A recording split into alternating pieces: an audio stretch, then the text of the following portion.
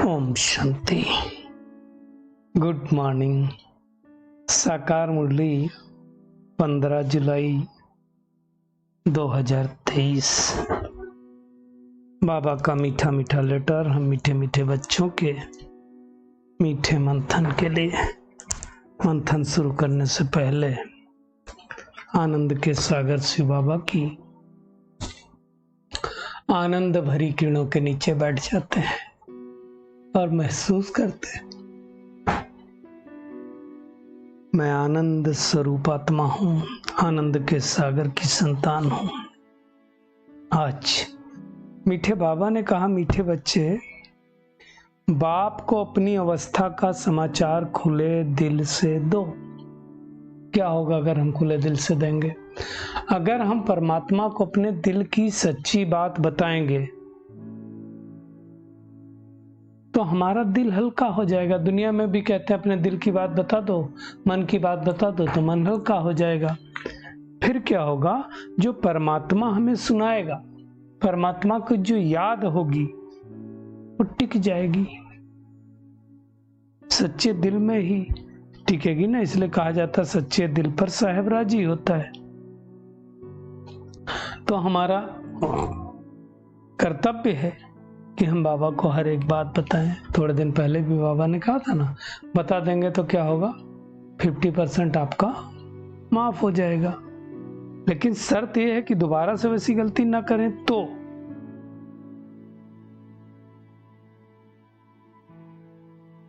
इसलिए बाबा कहता है बताना चाहिए। अच्छा, बहुत सारे लोगों की आदत होती है छिपाने की, एक दूसरे से छिपाते हैं, डर रहता है। बेसिकली छिपाते हम कब हैं? जब हमारे डर रहता है कि हमारी ये बात रिवील होने से कोई कुछ बोले नहीं। अब भगवान तो किसी से कहने जाएगा नहीं, इसलिए उनसे क्या छिपाना। आज बाबा ने कई बार पहले भी बोला हुआ है कि बाबा कहता है तुम सबकी समय वानप्रस्थ अवस्था है, छोटा हो या बड़ा, लेकिन तुम मुख से ये बात बोल नहीं सकते हो। कौन से नहीं बोल सकते हो? भगवान कहता है हम सबकी वानप्रस्थ अवस्था है, फिर हम ये नहीं बोल सकते बाबा आप जल्दी करो, अब घर जाना है। तो ये सब तो नहीं बोल सकते भगवान को, यहाँ बहुत दुख है। क्यों? क्योंकि ईश्वर के सामने बैठे। इसका मतलब क्या? ईश्वर को भगाना चाहते हैं, एक बात। और दूसरी बात है, जब हम सतयुग में जाएंगे तो हमारी तो डिग्री कम होती जाएगी। अभी हमको ईश्वरीय गोद मिली है तो नशा रहना चाहिए। तो भगवान को ये थोड़ी कह सकते, कोई मेहमान आपके घर आए आप कहेंगे आप चले जाओ? नहीं कहेंगे ना। तो अब इस समय हम गॉडली स्टूडेंट हैं, ईश्वरीय संतान हैं, इस नशे में रहना है। आज का गीत है, तुम्हारे बुलाने को जी चाहता है किसको? जो वर्ड अलमाइटी अथॉरिटी है उसको बुलाने को जी चाहता है। क्यों बुलाने को जी चाहता है? क्योंकि वो आकर के हमारे दुख दर्द दूर करेगा, हमें इस दुख की दुनिया से सुख की दुनिया में ले जाएगा। इसकी जो अगली लाइन है इस गीत की, मुकद्दर बनाने को जी चाहता है। मुकद्दर बिगड़ गया हमारा, तो भगवान आया है तो मुकद्दर भी बनेगा। अगली जो लाइन है वो भी बहुत अच्छी है, जो तुम आओ तो साथ खुशियां भी आए।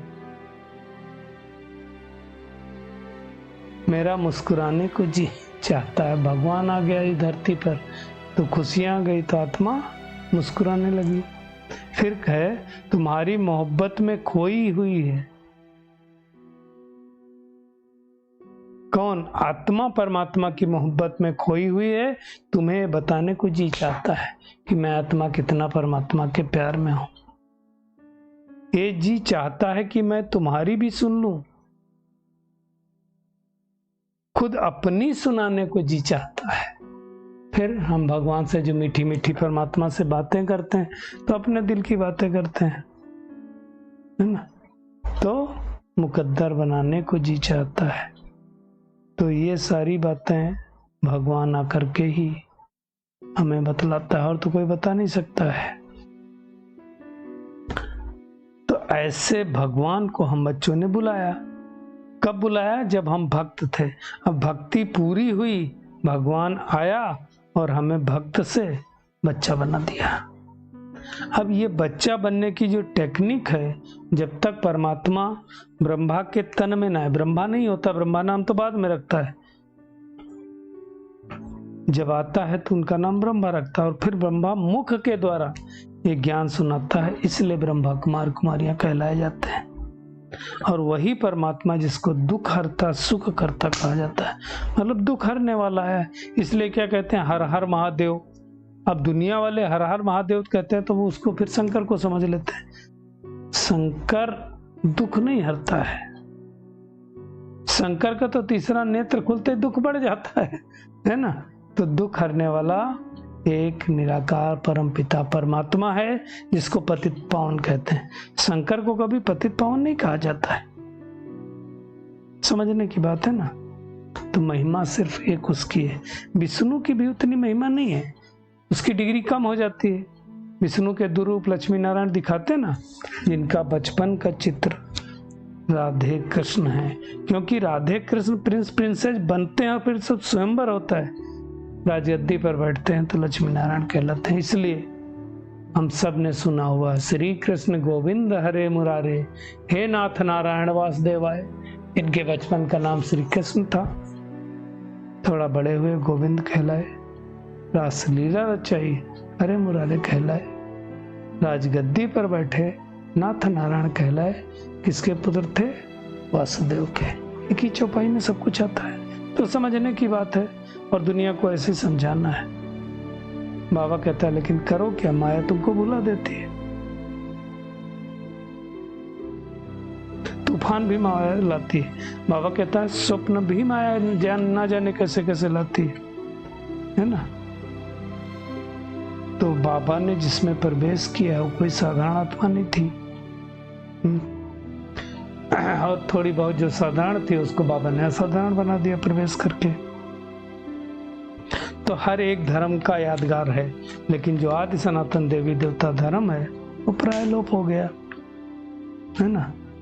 तो अब भगवान इस समय आकर के उस आदि सनातन देवी देवता धर्म की स्थापना करता है, और कोई कर नहीं सकता है। बाबा कहता दुनिया में जितने भी सत्संग होते हैं वहां कोई रोका टोकी नहीं करते, यहाँ करते हैं, क्योंकि यहाँ धारणा करने की बात आ जाती है ना, इसलिए लोग मूझते हैं। तो बाबा कहता है कि वैसे तो है ये स्कूल में बहुत सहज, सिर्फ मुझे याद करो और तो भगवान कुछ कहता नहीं। दुनिया में जब कोई शरीर छोड़ने के टाइम होता है तो क्या कहते हैं? राम राम कहो। वानप्रस्थ में जा करके लोग गुरु करते हैं। बाबा तो कहता अभी बूढ़े जवान छोटे बड़े सबकी वानप्रस्थ अवस्था है, सबको वापस जाना है ना। फिर हम सत्युग की दुनिया में जाएंगे। इसका ही गायन दिलवाड़ा मंदिर है, नीचे तपस्या ऊपर स्वर्ग। तो अब भगवान आकर के सारी बातें बताता है। बाबा कहता है कि हर आत्मा इस समय, जैसे गीत गाते ना, नैन इनको राह दिखाओ प्रभु, तो हर आत्मा इस समय ज्ञान, ये दोनों नेत्र होते हुए भी ज्ञान का तीसरा नेत्र नहीं है, इसलिए गाते हैं। तो भगवान आकर के हमें तीसरा नेत्र देता है, जिससे हमें मुक्ति, जीवन मुक्ति का वर्षा मिलता है।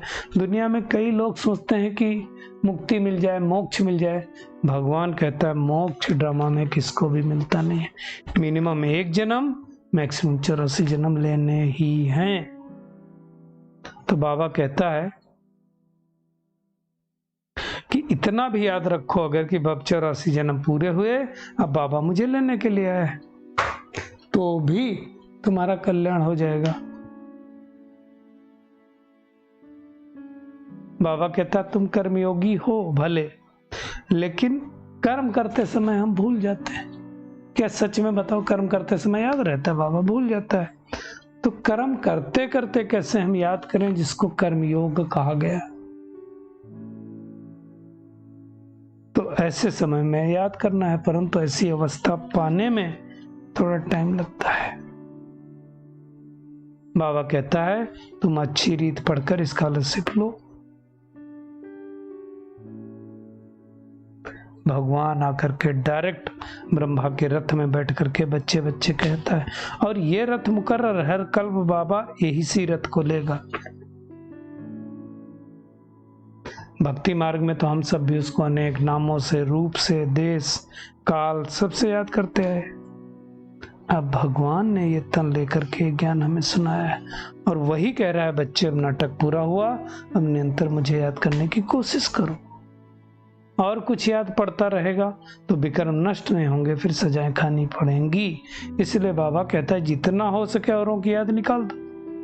जैसे यात्रा पर लोग जाते हैं तो जिसके दर्शन करने के लिए जाता है वही याद आता रहता है। जैसे वैष्णो देवी जाते हैं तो क्या बोलते हैं, जय माता दी, जय माता दी, जय माता दी। प्यार से बोलो, मीठा बोलो, सब मिलकर बोलो जय माता दी, तो वो रटते जाते हैं। तो ऐसे बाबा यहाँ रटने की बात नहीं, बाबा कहता अंतर से याद करते रहो तो वर्षा मिल जाएगा।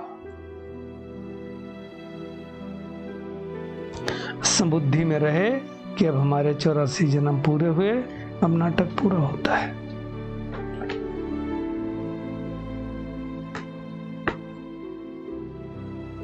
बाबा ने आज ये भी बताया कि ब्राह्मण भी कई प्रकार के होते हैं। वैसे तो मुख वंशावली और कुख वंशावली तो है ही, अब कुख वंशावली में भी कई प्रकार के होते हैं। कहीं सारस्वत, कहीं पुष्करनी, है ना। तो पुष्कर में ब्रह्मा बाबा का एक ही मंदिर है पूरे भारत देश में, है ना। तो भगवान आकर के हमें सारी बातें मनाता है। किस में बताता है? हिंदी में सुनाता है, अलग अलग भाषाओं में नहीं सुनाता है। वैसे भी सतयुग में एक ही भाषा होने वाली है, एक राज्य, एक धर्म, एक राजा, यही होने वाला है। बाबा कहता है वहां कोई दिल्ली नाम नहीं होगा नई दुनिया में, है ना। परिस्थान, हीरे जवाहरों के महल होंगे वहां, फर्स्ट क्लास महल बनाएंगे। बाबा कहता है तो अच्छी दुनिया है।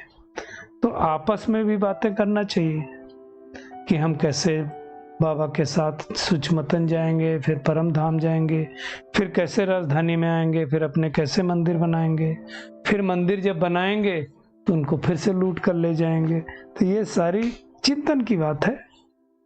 तो भगवान हमें ऐसा नॉलेज दे रहा है जिससे हम इतना धनवान बन जाते हैं कि देखो सोमनाथ का मंदिर बनाया द्वापर युग में, कितनी बार लूट करके ले गए। हीरे जवाहर का था मंदिर। तो भगवान आकर के घर घर को मंदिर बनाता है, और फिर बाप का मंदिर घर घर में बनता है। तो ऐसे मासूक को आशिक बन करके बड़े प्यार से याद करते रहना चाहिए। तो आज का होमवर्क है, एक तो अपनी जो भी अवस्था है उसको सच्चे दिल से बाबा को बताना है। सच्चे दिल पर साहेब राजी होता है। स्कॉलरशिप लेने के लिए अच्छी तरह से पढ़ाई पढ़नी है और दौड़ी लगाना है तख्त नसीब बनने के लिए। कर्म योगी बन करके कर्म करते करते भी बाबा को याद करते रहना है।